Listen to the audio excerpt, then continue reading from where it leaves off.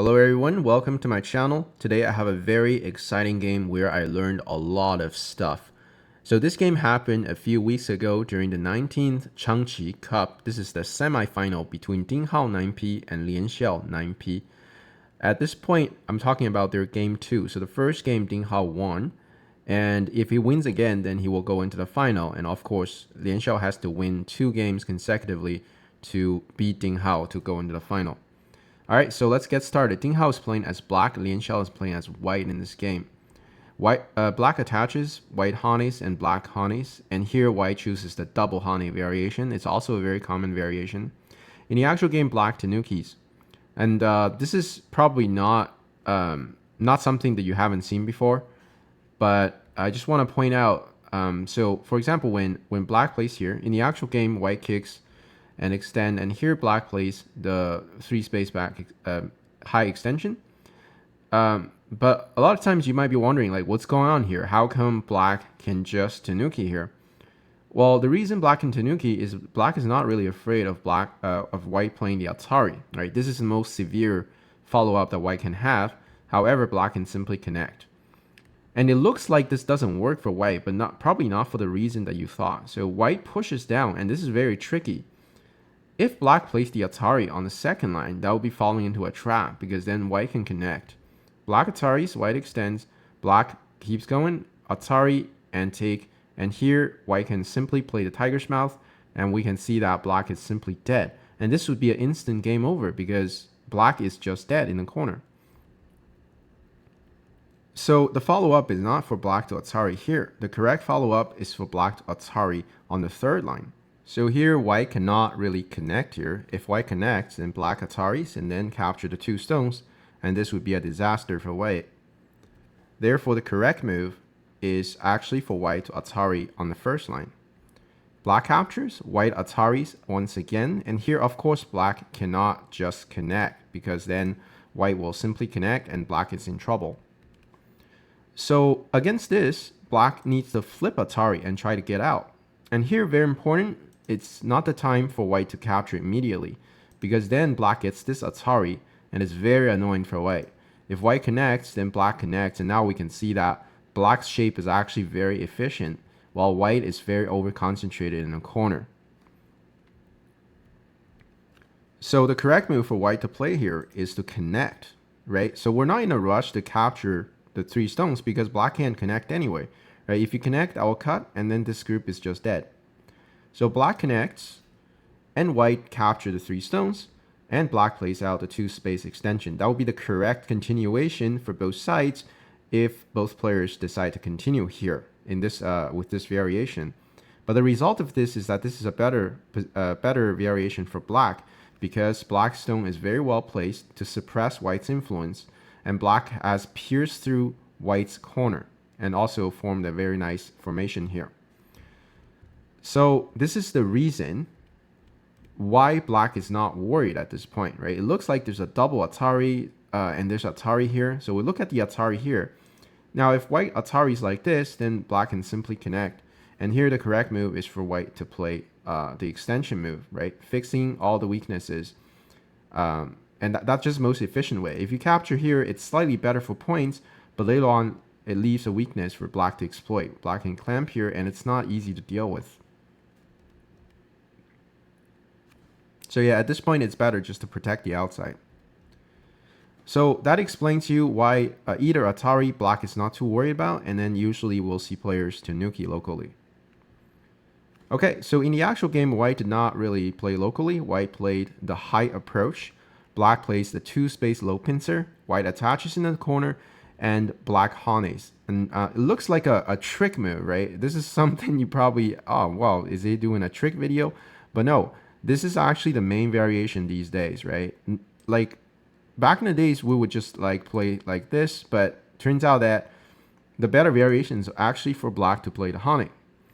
When white cuts, black Ataris, white extends, and black also extends. This is the main variation these days. So back in the days, the theory was that white will simply jump over here, black pushes, white blocks, and black will block on the second line. So later on, of course, white can connect here and Atari, that would be Sente for white. The problem is, let's just say for illustration purposes, right? We exchange all that. White, of course, does not have to immediately exchange these. But the thing is, yes, white has a thick outside, but look at black stones. They're all very well placed to attack this group, actually. So not only we're not building anything, rather we have to worry about the safety. So this variation would be better for black, actually. And of course, there's some there's some other variations where white can actually sacrifice one more stone and then block over here. But the result is going to be the same, right? White is still very constrained in this area. And it's, yeah, white has to worry about the safety of the group. This is why white doesn't choose this variation these days. Rather, the correct variation is for white to simply Atari, and capture the corner. And you can remember that it's a 7-point corner. Okay, so I really like this variation for black personally, because I think black is able to gain the outside and letting white capture a small corner. Well, it's not necessarily small, but it's like a medium-sized corner, right? Of course, white later on has the monkey jump as the compensation, right, into black's territory. Next up, we have black play the Kosumi, a very solid move, controlling the 2 stones here and also build on the left. This is a very textbook follow-up locally. You can pretty much remember this variation as black and try it out in your game, right, with the 2-space low pincer. All right, next up, we have white going to 3-3, completing the joseki in the remaining corner. Black blocks, white crawls again, and now white crawls once again. So the reason black chose this variation is because white already has very solid low stones, right? The third line stones are very solid, and therefore black is not planning to build on this side, and therefore he just extends, focusing on the side over here. White crawls, black honeys, and here white comes back and take the territory. This is a very aggressive strategy by Lian Xiao in this game, that you can see that Lian Xiao is really trying to take all the territory and then bet the win and loss on the center fight, right? Like he wants to invade, and if black can catch white in a good way, then black won't have enough territory. Next up, we have black plays the tiger's mouth. White extends on the second line to live. Black connects over here, and white plays the extension, as I have mentioned before. Here, black plays another move to jump up here. It's a very good move. If black rush to build the main territory here, for example, something like this, then white might have ways to try to attack the 3 stones, right? Then this puts black in a very awkward situation, because do you save the 3 stones or not? Like if you abandon the 3 stones, there's a lot of territory, but if you don't abandon, if you try to get out, then white can use this opportunity to break into your giant Moyo over here. So that's why when we have a Moyo, there's no rush to build it, right? Like we see this is an ocean over here for us, but instead of worrying about just this part, it's very important to know that Go is a global game, right? Don't forget the territory you have here. They count as well. All right, next up, we have white peeping. Black blocks on top, and now white plays the shoulder hit. Very nice continuation. Black, of course, has to play a Keima to defend the weaknesses over here. Next up, we have white playing the pincer here. This is a very aggressive move, right? Maybe my viewers don't fully feel it right now, but normally a safer move would be for white to simply jump up, right? For example, white can extend, forcing black to connect, and then white jumps towards the center. And here, black comes back to settle the group here. White blocks, black extends, and white goes into the center with a very solid Kosumi. So this would be a more balanced game moving forward, where white is able to secure the group and putting a lot of control over how big this Moyo can get, while black gets this very important move to settle the 2 stones. But Lian Xiao in this game is really looking for an extreme game, where he's taking a lot of profits on the outside and really betting everything on this Moyo. Black, of course, will play the Keima. This is the very important shape move, not only attacking the stone over here, but also building a Moyo on the bottom. Next up, we have white playing a Keima. So this big Keima is very, very nice because it follows the principle of giving yourself as many options as possible. First, we have a jump on the second line to connect home. Second, we have a block here forming a 2-space extension. And also, we have a move over here, right, to get out. That's a very beautiful move, right? Anytime you see a move like this, right, there's an elephant eye plus a Keima. It's a very nice shape. It happens a lot in the game of Go. All right, so next up, we have black blocking, right? So first of all, black has to prevent this connection, right? If white just connects, then white doesn't have to worry about this part anymore, and then white can focus on invading here, and that's not what black wants. White blocks first, black extends on the second line. Here, white has to be very careful because the life and death issues in the corner. If white plays the Hane, then I will just briefly say that after black plays the Tsuji, that is the Keima, white's corner is a clean death. There's no Ko in here. White attaches, then black will simply pull the stone back. If white tries to squeeze here, trying to form some sort of Ko, black can simply go to the 2-3 to kill white. White blocks, black Hanes, white blocks, and black Hanes once again. And as we can see, this is a bend 3 inside the corner. I hope you're enjoying the video so far. If you are, give it a like and subscribe to the channel. It really helps me out. And if you want to dive deeper and support what I'm doing, check out my Patreon. I regularly post exclusive high-quality content on josekis, pro game breakdowns, and even full courses. Stuff you won't find anywhere else. The link is in the description. Thanks so much. Let's continue. Alright, so that's why in the actual game, white has to spend a move to lift the corner, and black comes back and take the very important second line extension, breaking white's eye space, forcing white to run. Next up, white extends an absolute sente, and next up we have white playing the shape that I was talking about. This is a very common shape to get out.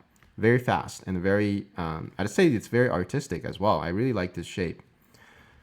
Black plays the Keima, putting pressure. White, of course, has to get out. Black plays another Keima, and we can see that the Moyo is getting bigger and bigger. Here, white cannot really rush to come in. It doesn't matter which move you use to come in. If black is able to get this move, then white is going to suffer so much. So this is not going to work for white. Therefore, in the actual game, that's why you see, despite white is worrying about this Moyo, white still has to get this group out. Black Hanes, white extends, black simply connects, and for the same reason, white has to turn here. Now the turning is very, very important because next move, white is aiming at the Keima here and capture these two stones. For example, if black rushes like this, then white might play a move like this.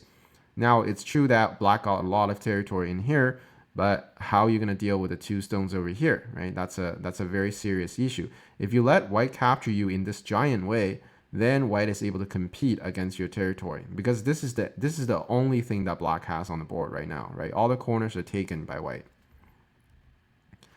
That's why in the actual game, Ding Hao understands that, and therefore he jumps here, making sure these two stones are fine. So here, this is a very important decision making point in the game for Lian Xiao. At this point, I think Lian Xiao has two choices. One is to play what he played in the game, that is to come into black's territory, which is very intuitive. But another option is really to gamble. White can gamble on the life and death of this dragon. If white plays here, then black obviously will play a move over here to secure all the territory in here. But then white will play the Keima, getting rid of black's eye space, and now we're really gambling on the life and death of this dragon. This could be very exciting. I personally think this is what Lian Xiao should have chosen because he's a very good player when it comes to fighting and reading. So, but also just to say that Lian Xiao now is over 30 years old, so maybe his reading is not as sharp as before. And that's probably the reason he didn't choose this variation. But I'm pretty sure if it's like a 5-6 years back, he would definitely have chosen something like this. He's very known for his aggressive playstyle. Okay, in the actual game, white plays invasion move like this, making sure that black doesn't go out of control.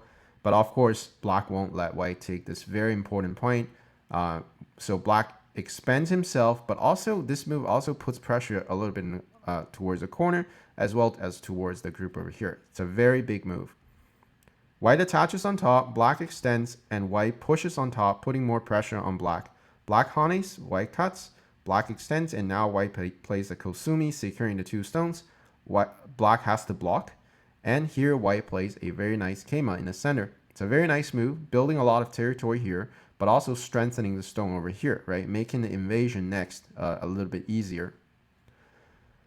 Black squeeze, and white plays a Keima, getting rid of black ice base, but more importantly, building ice base for himself. Black pushes, white bumps into black, and now black adds another move. This is a very big move, right? It's not something that black has to play. Black is already alive with a shape like this, right? Because of the pressure towards the corner.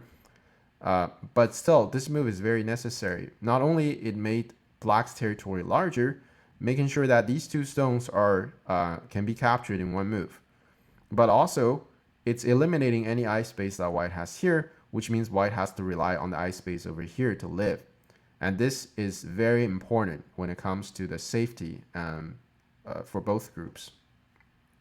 Very well played by black. I really like this move. Okay, we have Lian Xiao jumping into the Moyo, as most players would do. And black now slide into white's territory. Here, white's other choice is to play, actually just play a Kosumi here. That would be also very big. But of course, Lian Xiao was worried about black attaching here and just building a territory here. White harness, black extends, and now there's pretty much no way for white to come in. So that's also a big concern.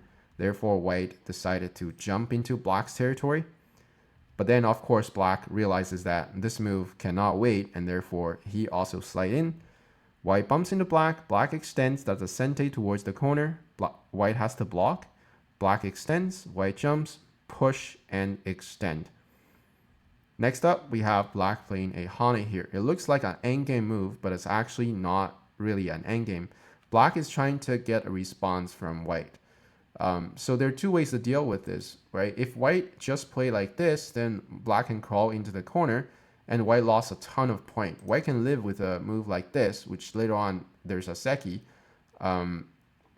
But you might be wondering, like, why on earth would white do this? The reason is because white doesn't want black's first line Kosumi to be a sente. In the actual game, when white plays this, this is a sente, and this move would actually threaten the ice space of white's center group over here in a very indirect way. Well, of course, Lian Xiao doesn't want to lose points like the previous variation. Therefore, Lian Xiao blocked like most of us would do. All right, in the actual game, after this exchange, black decides to go for an attack over here. White has to block. If white plays this move, then black will block over here. If white blocks, and then black will just hane. And we can see, well, actually before black does anything, then black can first make a tiger's mouth, okay, threatening the life and death. If white lives, then we can play out this variation. And now as we can see, the first line move is helping the connection over here, and white is kind of in trouble. So in the game, white decides to block over here. Black blocks, white bumps into black, and black hane and makes a tiger's mouth. And now we can see that this sequence has a lot of value for black, because not only black break into white's territory a little bit, but also later on when black hanes here, these two stones are also dead. So that's a lot of points, plus the security of this group. In the actual game, white literally had to add another move to make sure that white is okay here. So black got all that in sente, which is a very nice play by black. Next up, we have black playing the Kosumi. White also plays a Kosumi. That's a very nice move. A lot of my viewers might just connect here, but that's really slow. Then black can enclose the territory like this, and this is just too slow. Right? So imagine when your move is here, if black plays the same, we can still jump into black's territory. So very important to play efficient when you try to fix a problem. All right, so when white plays Kosumi, black now jumps here, and white now jumps into black's territory, as I have mentioned, and black comes back to secure. So locally, there's no issue here. But when white hanes, black pretty much has to clamp, right? And when this happens, we can see that black doesn't have any points. And the shape is just doesn't have any ice space, so it's quite thin. In the actual game, when black plays the hane here, there's a lot more points gained. But more importantly, black can push on top and form even more points. So that's a very big move. Next up, we have white invading black. Okay, so this is a very exciting move for the game. The reason Lian Xiao decided to play this move is that he realizes that white is actually slightly behind. And the amazing thing about this game is that white is behind, but it seems like white played very well in this game, right? I think all the moves made a lot of sense. White is very aggressive in terms of taking territory, and white has played very efficient. But black has controlled the flow of this game so well that he's just slightly ahead. Like not like a lot ahead, maybe like 1 to 2 points ahead in this game.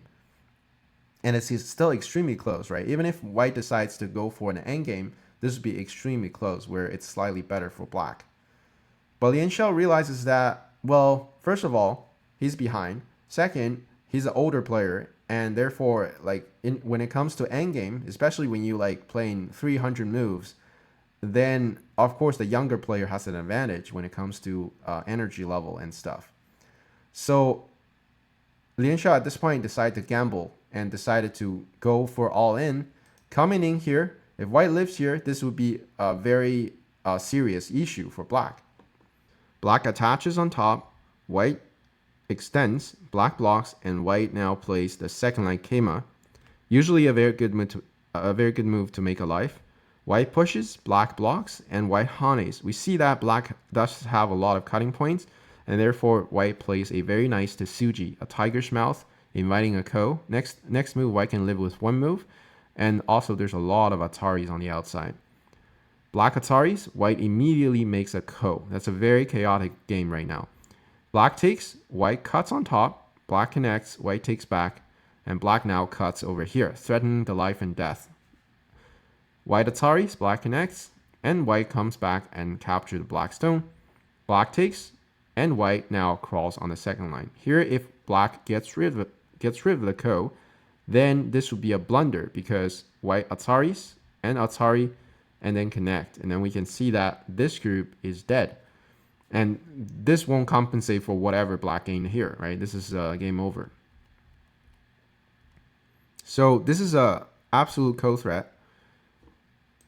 Black connects, white takes, and now black comes into white's group.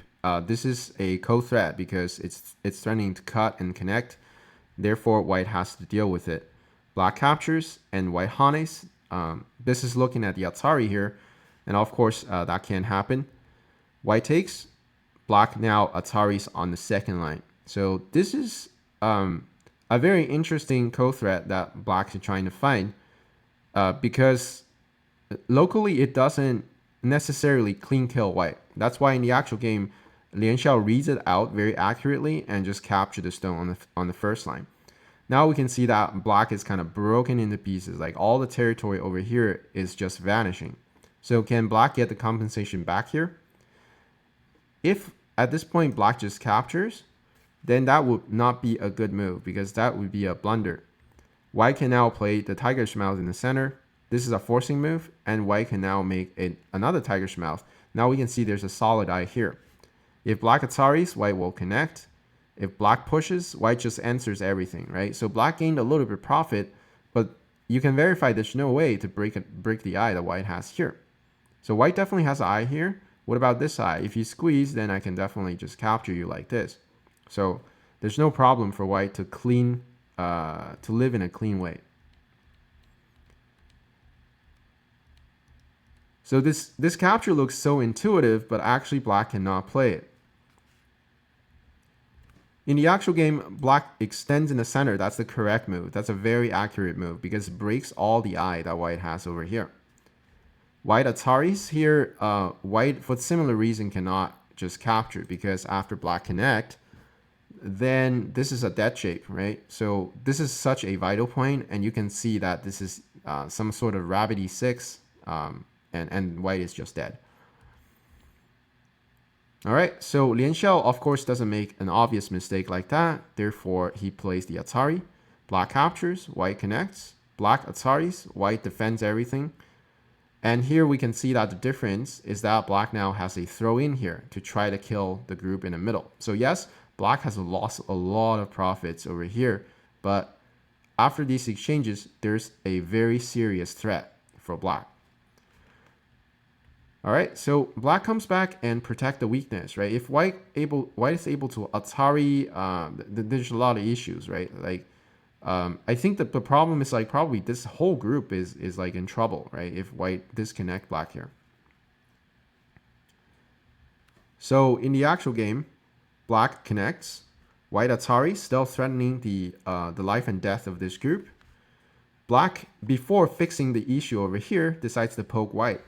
White blocks, and now black goes for the kill here, right? Instead of saving the group over here, black decides to throw in and try to kill white. Of course, if black's able to disconnect white, then the center dragon is dead.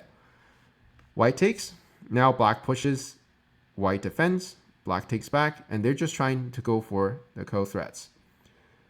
So the attach is not what white has actually played in the game. In the actual game, white played the Kosumi, but I think this might be a problematic choice. White should have played the attach. This would lead to more chaos and give white more co-threats locally. The reason Lian Xiao played the Kosumi here is because this Kosumi gives white the opportunity to live locally. The problem, though, is that when black takes, if white tries to live locally by playing the Hane, then let's say white doesn't take back and just try to live, then white can live like this, right? There's no issue. This is a bend 4. But the problem is that black will Atari and then try to kill the corner. So the trouble is not over for white, right? White has to deal with this as well. And if white's corner dies, then it's the same result as if this whole dragon is just dead.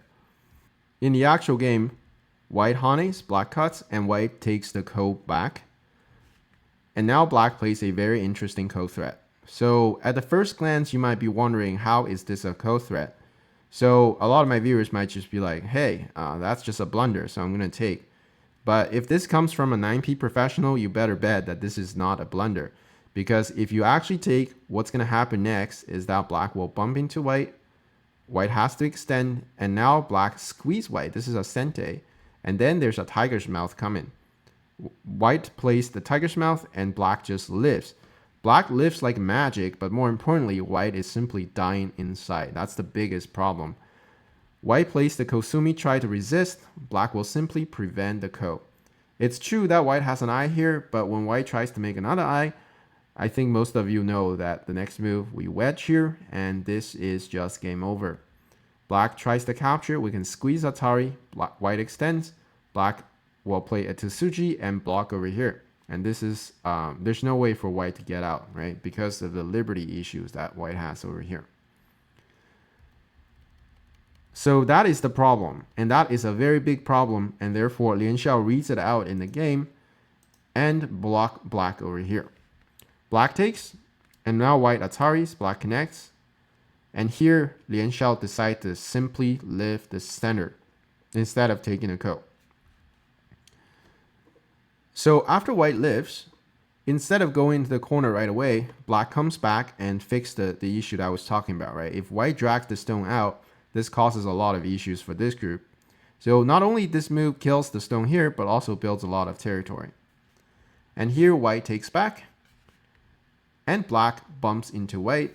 White kills the stones in the corner, black takes back, and white pushes, black extends, take, and they are just playing out some co-threats.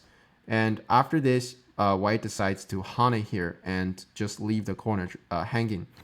The reason Lian Xiao doesn't play the tiger's mouth, I didn't really hear the commentator commentating this part, but I think the reason is simply that if white just lifts the corner, then we see that black gained a lot of compensation for the loss over here.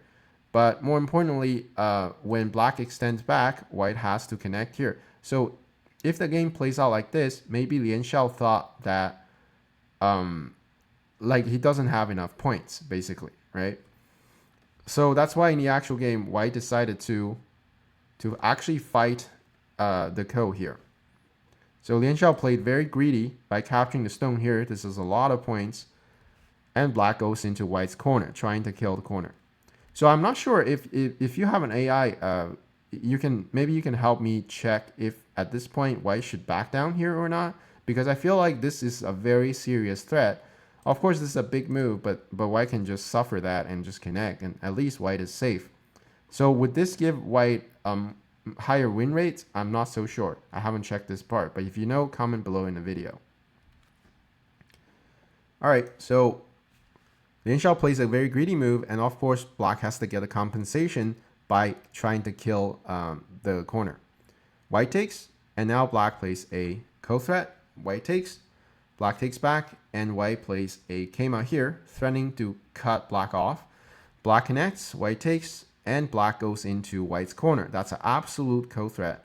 When black takes back, finally we have Lian Xiao running out of co-threats, and therefore he plays this as the co-threat, but unfortunately this is not big enough as a co-threat, and maybe there's really no co-threats left.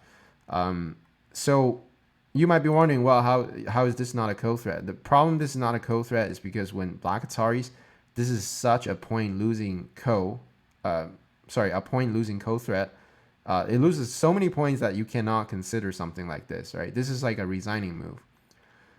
So at this point, Lian Xiao decides to try to just capture the 4 stones here, but then after black captures at 1-1, white captures black, black plays an Atari, and black plays a nice Tsuji here. White connects, black Ataris, white takes. We can see that black is pretty much capturing the 2 stones in Sente.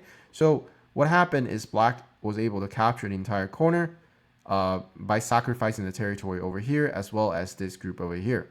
And black was able to keep a lot of the remaining, like there's a big chunk that black was able to keep over here. So at this point, the game is definitely a winning game for black. Black is probably ahead by 5 points at this point. So at this point, for players of their level, this is just pretty much over. And the remaining is just some end games. And therefore, I won't go all the way to the end game because 5 points lead is just too much at this point.